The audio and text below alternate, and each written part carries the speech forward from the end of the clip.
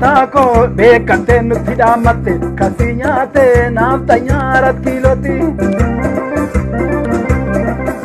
Falmatako beekate nutti dhaamatte kasii nyaate naafta nyaarat kiiloti. Falmatako qooda kee ani yaadu si galchuudhaaf malan godha bakka keen bu'u.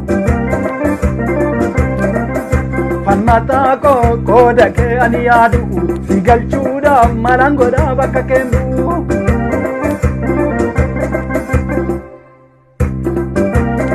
Yoon du'ees lafa sileessu saba kiyyaaf ani qaaliidha. Yoo jettee nutti dhaammattu ati kuftee oromummaadha.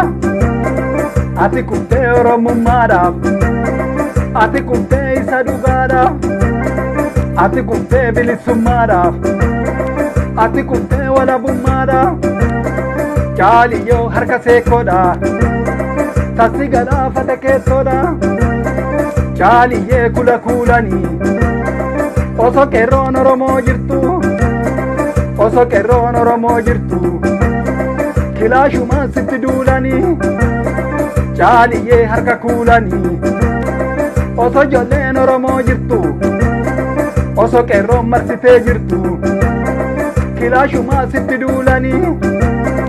Caaliyyee harka maashinii. Osoo ijoolleen Oromoo jirtu. Tasa si nyaatte kilaashinii.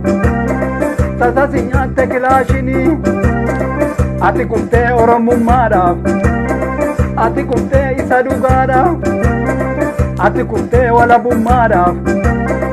Ati kuftee bilisummaadhaaf.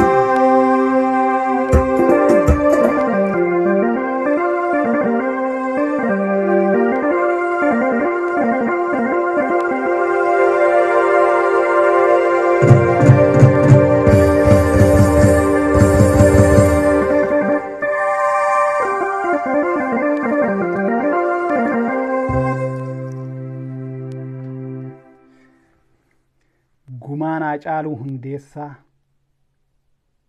kan baatun bilisummaa Oromiyaati, walabummaa Oromiyaatiin baati. Kanaan baati gumaan Haacaaluu Hundeessaa. Kaayyoo isaa galmaan geenya. Never ever duubatti hin deebinu.